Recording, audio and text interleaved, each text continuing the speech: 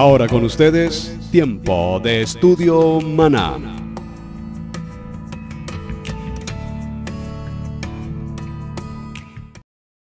Bien, mis amados hermanos, bienvenidos nuevamente ya en esta recta final de semana a nuestro tiempo de estudio bíblico devocional. Su hermano Pastor Roberto Alfaro les saluda y les doy una cordial bienvenida a este tiempo maravilloso, apasionante del estudio de Parashá, estudio bíblico devocional. Estamos originando en la ciudad de Cherryville, Carolina del Norte, en los Estados Unidos.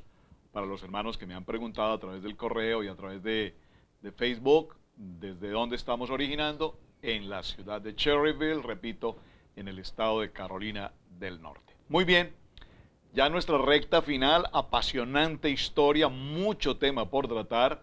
Yo obviamente cuento y participo con su intención en casa de desarrollar el estudio minuciosamente. Estoy muy agradecido con mi Padre Eterno por todos ustedes quienes me envían respuestas, tareas y además complementan la información, mucho tema por tratar. Es algo absolutamente personal. Esta mañana en el programa de radio estaba mencionando cuán importante es en este tiempo, en la era de las comunicaciones, en el siglo XXI, en la era de las comunicaciones tan veloces, tan impresionantemente activas que tenemos hoy, nos damos cuenta que estamos viviendo también el tiempo de la mayor descomunicación entre familia. Nos comunicamos con personas en cualquier lugar del mundo, enviamos un texto, escribimos una información, enviamos una fotografía, una imagen e inmediatamente miles de personas en cualquier lugar del mundo la reciben. Pero sin embargo, nos descomunicamos de los seres más cercanos, de las personas que tenemos en el entorno de familia.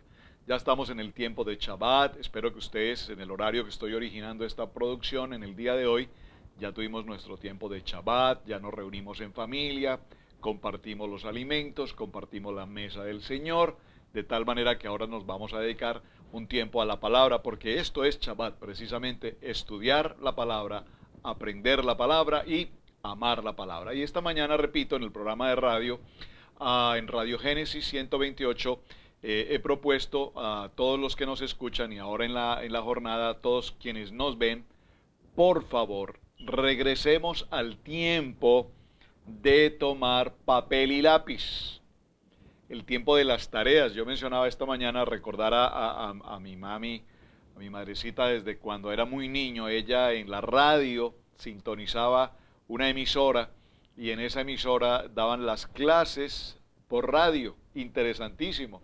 Y recuerdo cómo ella tomaba nota absolutamente de todo, escribía y recuerdo ver sus cuadernos, su maravillosa escritura, su letra tan bonita y su gran dedicación al estudio por radio. Ahora tenemos estudio por internet, ahora tenemos estudio en el Facebook, tenemos estudios por todos los habidos y por haber en la tecnología de hoy, pero tanta tecnología también nos distancia de lo que es importante. Papel y lápiz, por favor, papel y lápiz y por supuesto la Biblia escrita, la Biblia en papel, porque también nos estamos habituando a la Biblia electrónica, todo electrónico, en el celular, todo electrónico, todo electrónico. Vamos a buscar un pasaje bíblico y simplemente lo digitamos, Oseas 4:3, y automáticamente lo recibimos. Pero cuando vamos al papel y buscamos el libro de Oseas, no tenemos ni la menor idea dónde se encuentra el libro de Oseas para el ejemplo que estoy entregando. Así es que les invito a que retomemos esta muy buena costumbre y una muy buena cultura de especializarnos de nuevo en tomar apuntes, en hacer tareas, en investigar, en escudriñar los libros y adelantar el tema de tareas, porque sobre cada uno de los parashá que estamos desarrollando, pues tenemos mucho tema por tratar y mucho tema por aprender. Recuerden que el parashá es cíclico, cada año repetimos lo mismo. Es decir, en cuanto al nombre del parashá, pero el propósito de cada año es profundizar cada vez más y más y más en el tema que estamos tratando. El año anterior, en el ciclo pasado, hicimos este cuadro, lo voy a presentar, voy a dejarlo un momento en pantalla para que usted por favor trate en lo posible de tomar la idea de lo que estábamos mencionando ayer. Dividimos entonces primer grupo, segundo grupo y tercer grupo. Y en cada uno de estos grupos a su vez escribimos, a ver si estoy ubicado, perfecto, grupo número 1. Estamos aquí, grupo número 1, escribimos entonces la primera de las plagas, sangre, la segunda plaga, piojos, la tercera plaga, la segunda, perdón, ranas y la tercera, piojos. En el segundo grupo, cuando vimos al segundo grupo, ¿cómo los clasificamos? Aquí tiene usted las anotaciones. Cuarto, número 4, las moscas, número 5, las pestes, número 6, la sarna.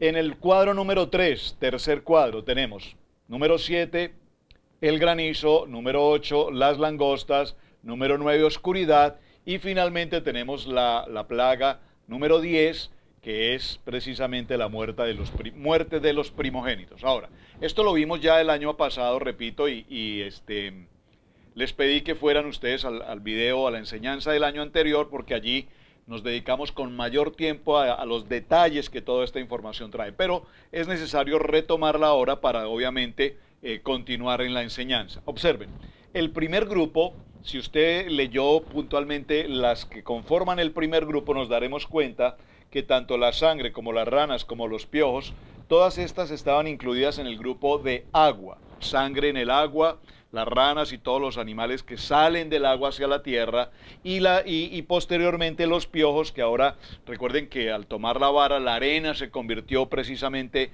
en piojos para formar parte del segundo grupo, que es tierra. Aquí vemos las moscas, las pestes y la sarna. La sarna, que es en el cuerpo de la persona, evidentemente, ya vamos a explicar ese detalle.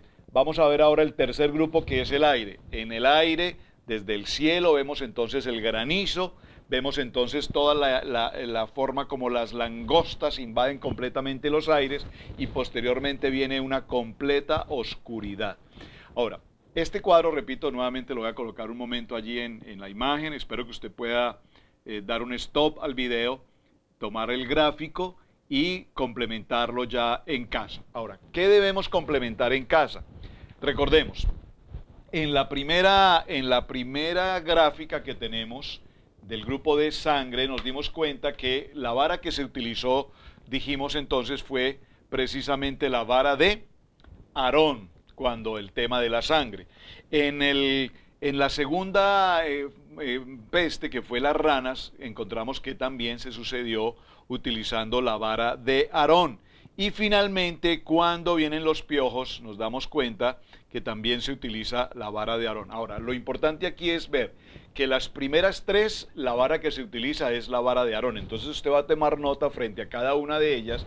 En el cuadro puede hacerlo un poco más amplio, cada uno de los espacios, y colocar los detalles. En las tres primeras, la vara utilizada fue la vara de Aarón. Y particularmente aquí vimos que los magos, los hechiceros, los de las ilusiones, los de los trucos, participaron activamente en estas tres y trataron de imitar, o imitaron, entre comillas digo imitaron, de lo que Moisés y Aarón habían hecho. En el segundo grupo, vemos que en el segundo grupo participaron tanto Moisés como Aarón. Lea muy bien los textos en cada una de ellas y notaremos que tanto Moisés como Aarón formaron parte de lo que fueron las moscas, las animales y las úlceras. Estos son las pestes y las úlceras. Estas úlceras, impresionante esta escena. Hoy estuve mirando precisamente un video en internet sobre las pestilencias, sobre las plagas de Egipto, y tratando de buscar información y conocer más acerca de todos estos documentales maravillosos.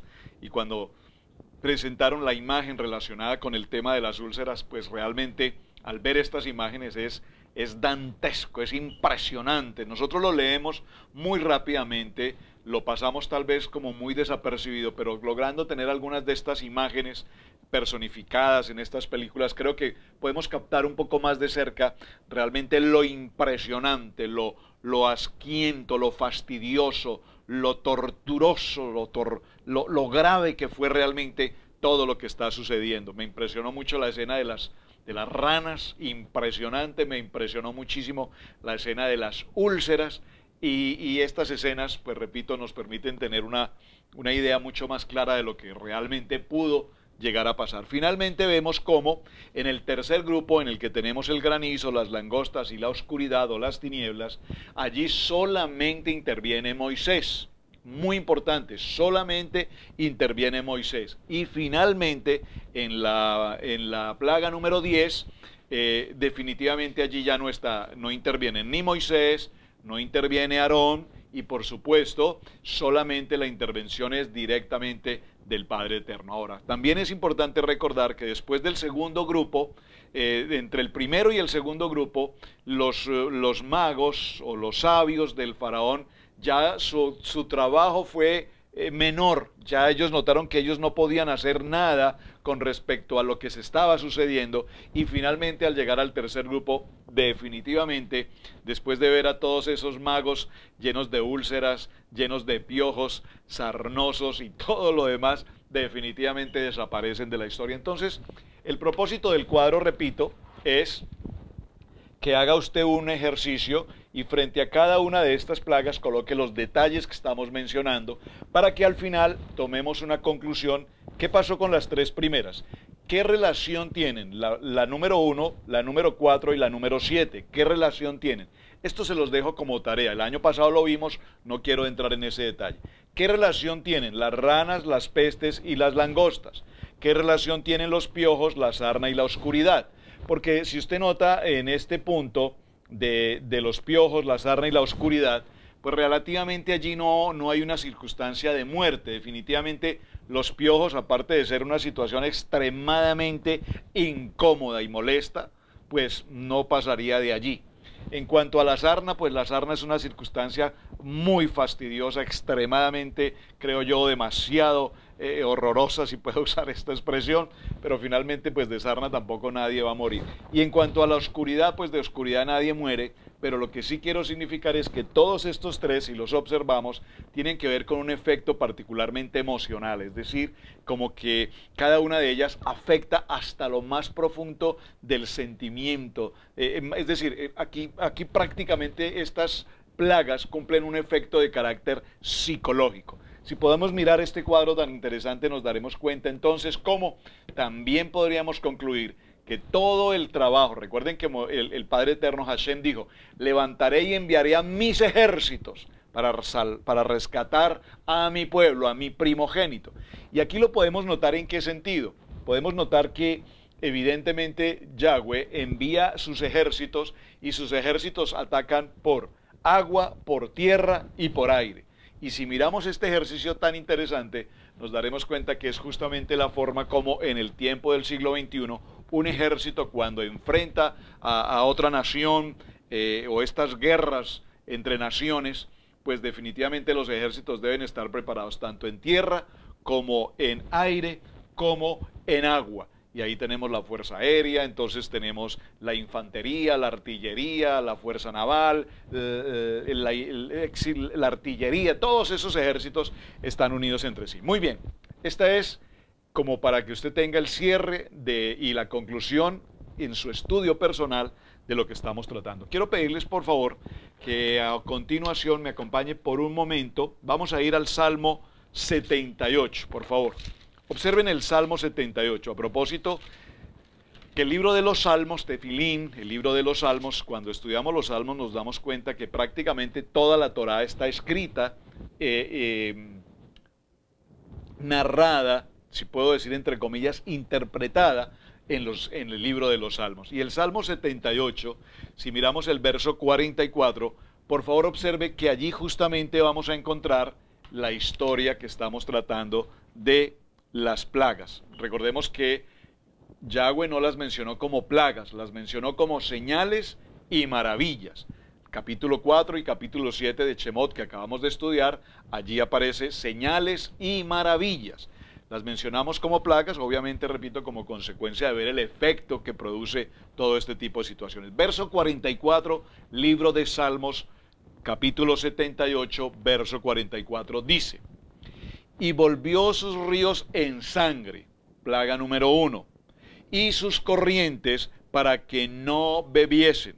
Envió entre ellos enjambres de moscas, la plaga número 4, que los devoraban. Por favor, que los devoraban. Debe ser una cosa horrorosa en todo el sentido. Las moscas devoraban las carnes de las personas y de los animales. Luego dice enjambres de moscas que los devoraban y ranas que los destruían. Dice la palabra, o mejor no la palabra, dice uno de los midrash que estaba consultando, leyendo, que estas ranas particularmente atacaban a los hombres en sus zonas privadas, en sus zonas genitales. Era una cosa impresionante. Recordemos que la rana tiene alusión al dios de la fertilidad, ya lo mencionamos en el programa del día de ayer, en el tiempo de estudio bíblico del día de ayer. Capítulo 45, y las ranas que los destruían. Luego dice el capítulo 46, Dios también envió a la oruga sus frutos y las labores a la langosta. Sus viñas destruyó con granizo. Granizo, recordemos que es la número 7. Las langostas, recordemos que las langostas son la número 8. Y también vemos cómo nos está hablando de la sarna, la número 6. Y sus higuerales con escarcha. Entregó al predisco sus bestias y sus ganados a los rayos. Ahora, si usted observa en el capítulo 44, 45, 46, 47, 48, verso 49, envió sobre ellos el ardor de su ira, enojo, indignación y angustia. Un ejército de ángeles destructores dispuso camino a su furor. Y bueno, si usted lee estos textos, estos pasuk del capítulo 78 de Salmos, notará que dentro de las 10 plagas mencionadas hay 3 que no están allí. Tarea para la siguiente semana. Lea nuevamente el texto, ya tenemos el cuadro con el número de cada una de ellas. Entonces ahora, leyendo el capítulo 44 en adelante, va usted a marcar número 1, número 2, número 3, número 4 y tome como conclusión cuáles son las 3 que no se mencionan aquí. Es bien importante que haga el ejercicio porque es parte de nuestro estudio y es parte de nuestra disciplina en el desarrollo del tema que estamos tratando. Vamos a aprovechar entonces ya nuestro tiempo final para ir al cierre de las plagas que teníamos pendientes. Tratamos hasta la número 5. Vamos a la número 6. La plaga número 6 nos dice entonces que es las sarnas. La sarna también como úlceras, como salpullido. Yahweh dijo a Moisés y Aarón, tomad puñados de ceniza de un horno y lo esparcirá Moisés, observen, lo esparcirá Moisés en el cielo delante de Faraón. Estoy en Éxodo capítulo 9, verso 8. Aquí, esparcir la ceniza simboliza de cierta forma como la enfermedad, es decir, como cuando se contaminan los aires a través de un tipo de producto o cuando se fumigan, por ejemplo, los cultivos, los aires. Y esta plaga, dice la palabra, cayó sobre todos los egipcios, incluidos, por favor, resáltelo, incluidos los hechiceros que ya no pudieron estar ante Faraón como en las otras ocasiones. Capítulo 9, verso 11. Este salpullido, estas úlceras, esta sarna es una enfermedad que produce absolutamente erupciones, llagas en la piel y por supuesto, repito, hoy cuando veía un documental sobre el tema, la verdad es que es bastante delicado el tema. Sin embargo, Faraón, ¿qué actitud tomó? Persistió en esa actitud obstinada que tenía frente al pueblo de Israel. Entonces, estamos en nuestra porción número 6 y pasemos a nuestra porción número 7 o a la señal número 7. La señal número 7, recordemos que ahora es el granizo. En el granizo nos damos cuenta que desde los cielos ahora el Padre Eterno envía el granizo, pero cuando hablamos del granizo, seguramente que todos hemos presenciado, hemos vivido la experiencia del granizo y entendemos como el granizo algunas bolitas de agua congeladas pequeñas, pero aquí no estamos hablando de unas esferas pequeñas, estamos hablando de un granizo impresionantemente grande, es decir, casi como un misil que al caer sobre un animal o sobre una persona, por supuesto ocasiona la muerte. Éxodo capítulo 9, verso 13 dice la palabra, la tormenta de granizo constituía de por sí un milagro, porque Egipto es un país donde prácticamente no llueve. Rara vez, por supuesto, menos aún cae granizo. Aún así, Hashem hizo más severo y destructivo este fenómeno natural, y el granizo pudo haber representado un ataque contra los dioses egipcios, Isis, la diosa de la vida, y Set, el protector de las cosechas. Recordemos, esto es algo que usted va a ir llevando en su cuadro. Entonces llegamos al tema de granizo, plaga número 7, grupo número 3, usted va a colocar allí, ataca a quienes, a los dioses. ¿A qué dios está atacando? Entonces al dios Set, que es el protector de las cosechas, al dios Isis, que era la diosa de la vida, y vamos a ver cómo en nuestro cuadro general de resumen encontramos cómo evidentemente el ataque del Dios Todopoderoso tenía que ver con todos los conceptos de animales, de la tierra, de todos los conceptos de idolatría que el pueblo egipcio tenía hasta este momento. Ahora, hay evidencias de que no se trató, repito, de un granizo normal como nosotros lo conocemos, sino que la antigua traducción judía del Talmud babilónico habla de nos afirma que se trataba de piedras muy grandes, y contrario a lo que nosotros pensamos que son frías, el hielo, realmente eran piedras muy calientes. Sin embargo, en la tierra de Gosén, y es lo que tenemos que resaltar aquí, en la tierra de Gosén, es decir, en la tierra donde se ubica el pueblo de Israel, no fue afectada por esta situación. Es el momento entonces en el que Faraón pide una intercesión de Moisés para que cese ese granizo, y reasume nuevamente su actitud, continúa siendo esa actitud de estar en contra del pueblo de Israel. Plaga número 8, estoy haciendo un resumen muy rápido para que logremos cerrar nuestro tiempo en este día. La plaga número 8 en nuestro cuadro, entonces tenemos las langostas. Muy bien. Moisés amenazó con una plaga de langostas.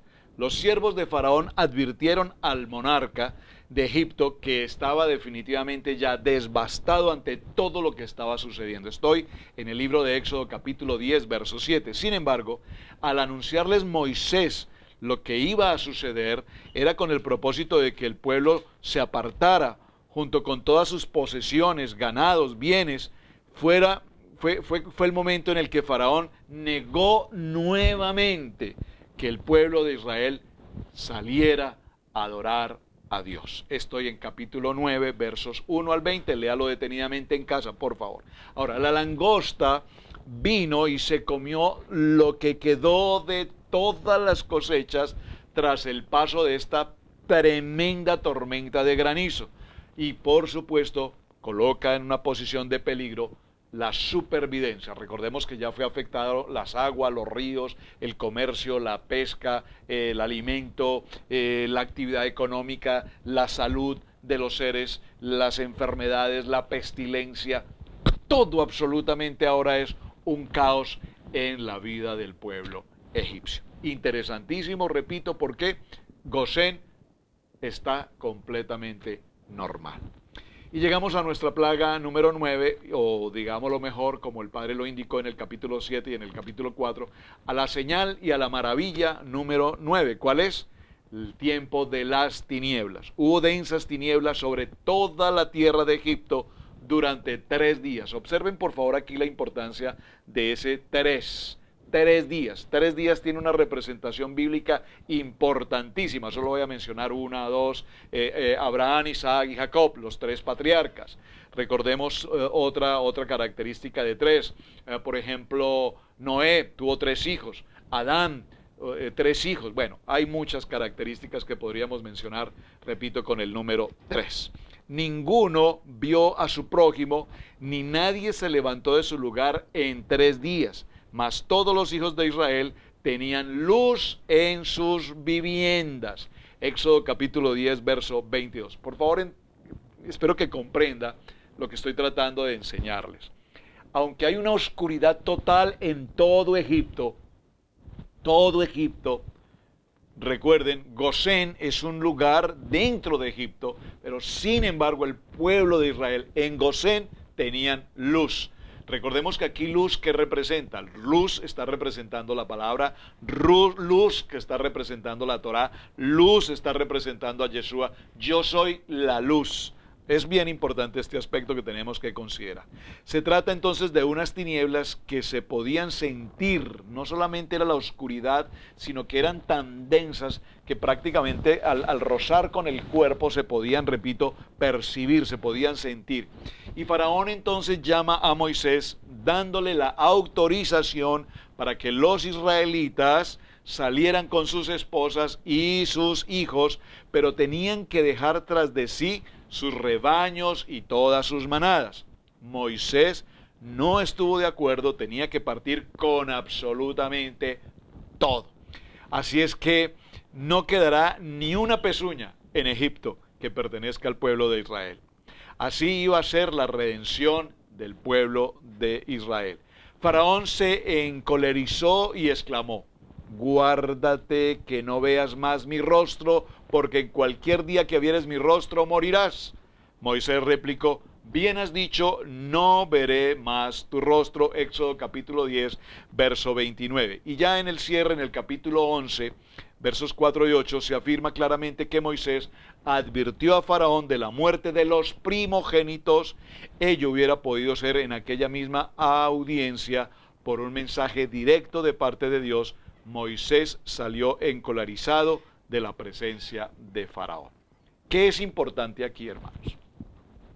Esta oscuridad muestra y está indicando algo muy interesante. Este punto vale la pena solo mencionarlo, pero quiero resaltar lo siguiente. Recordemos que el dios Ra, el dios Sol, era el dios principal del pueblo egipcio. De hecho, Faraón es conocido como el dios del disco solar, el dios Ra. ¿Y por qué era tan importante el dios Sol? Porque el dios Sol pues les daba vida, el dios Sol les daba luz, el dios Sol los mantenía, era el que permitía los climas, etc. La adoración al dios Sol, el principal dios de Egipto. Pero algo interesante sucede ahora.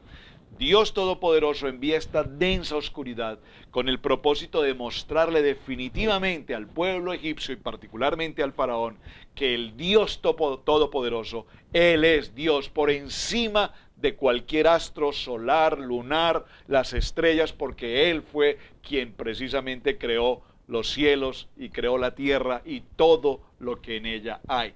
Es decir, en este proceso que vamos avanzando, estamos en la maravilla número 9 y tenemos que cerrar con la maravilla, la señal número 10. Esta señal número 10 es impresionante. La muerte de los primogénitos. La muerte de los primogénitos. Desde el primogénito de Faraón, que se sentía en su trono, hasta el primogénito de la sierva que estaba tras el molino, todo primogénito de las bestias, aún de los animales del pueblo de Egipto, van a morir. Los israelitas habían ya preparado el cordero pascual y untado su sangre con los postes de la puerta en sus dinteles. Recuerden que se marcaban las puertas con la sangre para indicar que allí estaba precisamente un hombre que reconocía el plan y el propósito de Dios, y esto establece un tipo de lo que es hoy, por supuesto, la preciosa sangre de nuestro Mesías, que constituye el testimonio de que ya ha sido ejecutado el juicio sobre los hombres y que por ello mismo la base de todos los tratos de Dios es ahora la gracia en favor del pueblo. Moisés y Aarón fueron convocados y se les dio la orden de que partieran ellos y sus ganados. Éxodo capítulo 12, verso 33, así como Dios lanzó sus terribles juicios sobre Egipto para hacer saber a Faraón que él era el Dios omnipotente y para redimir a su pueblo con mano alzada y con brazo extendido, como ya lo había indicado. Muy interesante, mis amados hermanos, el tema que hemos venido considerando. Sé que he ido un poco rápido con el desenlace de la historia, pero simplemente quiero cerrar en este tiempo como vemos que en el Antiguo Testamento y particularmente en lo que ha sido Torá, ha sido considerado por algunos como un libro de mucha historia y de grandes leyes y reglas antiguas. Pero esta historia que estamos tratando del libro de Éxodo nos muestra con absoluta claridad una guía totalmente profética a los creyentes en nuestro Mesías, en Yeshua HaMashiach. Y vemos cómo en el libro de Mateo, en el capítulo 6, versos 9 al 13, dice: Padre nuestro que estás en los cielos. Y aquí vemos que se declara toda la autoridad del Padre sobre nosotros. En el segundo libro de Timoteo, en el capítulo 4, verso 3, dice la palabra: porque vendrá un tiempo cuando no soportarán la sana doctrina, sino que teniendo comezón de oídos, acumularán para sí maestros conforme a sus propios deseos, y apartarán sus oídos de la verdad y se volverán a los mitos. Aquí es importante que resaltemos cómo el apóstol Pedro, en el segundo libro del libro de Pedro, en el capítulo 3, verso 13, voy a leer este texto, dice: pero el día del Señor Adonai vendrá como ladrón en la noche. Y aquí hace una referencia a la primera salida de lo que va a ser la luna nueva, la cual guía a las fiestas de ¿quién? De Levítico 23, las fiestas de Yahweh. Y vemos cómo dice: en el cual los cielos pasarán con gran estruendo y los elementos serán destruidos con fuego intenso y la tierra y las obras que hay en ella serán quemadas. Vemos entonces, mis amados hermanos, que todo lo que vimos al mencionar estas 10 maravillas son todas señales proféticas que tienen que ver con nuestros tiempos, que tiene que ver con la idolatría, que tiene que ver con el corazón endurecido, que tiene que ver con el propósito de los hombres en su mentalidad humana, apartados del plan, del propósito de Dios, ignorando la grandeza del gran yo soy, el Dios todopoderoso. Y mencionábamos ayer particularmente que hasta nuestros días, hoy, en el siglo XXI, vemos cómo precisamente tantos y tantos y tantos y tantos creyentes hoy, que llamados creyentes, comillas, olvidamos, desconocemos tanto de lo que hay en este precioso libro llamado la Biblia, por estudiar y por aprender. Así es que cuando nos tomamos estos minutos para desarrollar el tiempo de Parashá y profundizar, encontramos que hay tanto trabajo por realizar, tanto estudio por preparar, y que en este precioso libro llamado la Biblia, la palabra de Dios, tenemos que trabajar todos los días, leyendo, estudiando, preparando, escudriñando, aprendiendo, enseñando, porque aquí está escrita toda la verdad sobre nuestras vidas. Ahora, yo mencionaba con frecuencia ayer y hoy la importancia de estos documentales y todas estas enseñanzas que vemos en internet de ciencia y de tecnología respecto precisamente a este tema de las plagas de Egipto. Pero lo más importante es que la ciencia, aún hasta nuestros días, todavía no han logrado establecer cómo llegaron a sucederse todas estas maravillas, ni lo van a entender a menos que por la fe, dígalo conmigo, por la fe, porque la ciencia se mueve en conceptos de ciencia, de lógica, de entendimiento, de razón, pero nosotros los creyentes caminamos con el propósito de la fe, el emuná, en lo que escrito está, porque escrito está, y yo lo creo porque escrito está. Mis amados, este ha sido el tiempo de estudio bíblico devocional. Mucho tema, repito, por tratar. Les pido de manera especial en casa, por favor, profundice el tema. Lea sus textos bíblicos, vaya más allá, no se quede con estos pocos minutos. Comparta la enseñanza a tantas personas que hoy tienen tanta sed de la palabra y amor por estudiar la palabra. Si conoces de alguien que sabes que está buscando, que hay esta sed de la palabra, invítalo a que participe de este tiempo de estudio bíblico devocional. Su hermano, Pastor Roberto Alfaro, les saluda. Muchísimas gracias por acompañarnos y ya estamos en nuestro tiempo de Shabbat, así es que para todos, Shabbat Alejem. Bendiciones, muchísimas gracias.